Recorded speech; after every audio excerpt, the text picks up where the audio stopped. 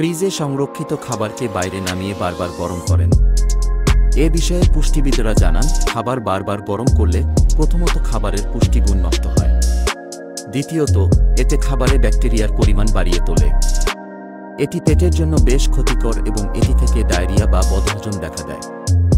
আবার খাবারে বিদ্যমান বিভিন্ন উপাদান দ্বিতীয়বার গরম করলে রাসায়নিক বিক্রিয়ার ফলে বিষাক্ত উপাদান তৈরি হতে পারে, যা পরবর্তীতে ক্যান্সারের ঝুঁকি বাড়িয়ে দেয়, পুষ্টিবিদরা বলেন।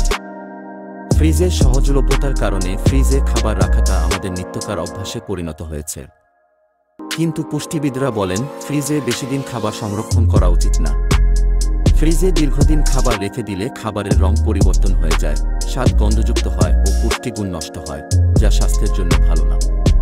তবে যেগুলো পচনশীল খাবার সেগুলোকে 2 ঘন্টার মাঝে ফ্রিজে রাখতে হবে এবং নির্দিষ্ট তাপমাত্রায় সংরক্ষণ করতে হবে।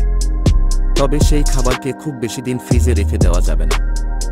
এক্ষেত্রে পুষ্টিবিদের পরামর্শ, গরমের সময় খাবার সঠিকভাবে ফ্রিজে সংরক্ষণ করতে হবে এবং বাসি খাবার একদমই খাওয়া যাবে না। তবে ফ্রিজে খাবার রাখা মানেই যে তা নিরাপদ এমন না। বছরের এই সময়ে বারবার লোডশেডিং হয়, তাই ফ্রিজের খাবারেও ব্যাকটেরিয়া জন্ম নিতে পারে।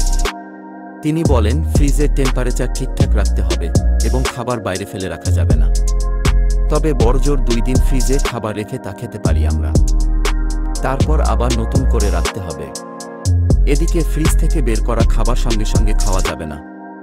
ফ্রিজ থেকে খাবার বের করার পর তা কিছুক্ষণ স্বাভাবিক তাপে রেখে দিয়ে গরম করতে হবে। আবার খাবার গরম করার পরও তা সঙ্গে সঙ্গে না খেয়ে স্বাভাবিক তাপমাত্রা রেখে কিছুক্ষণ অপেক্ষা করতে হবে।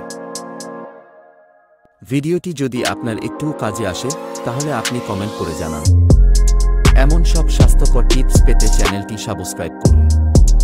অসংখ্য ধন্যবাদ।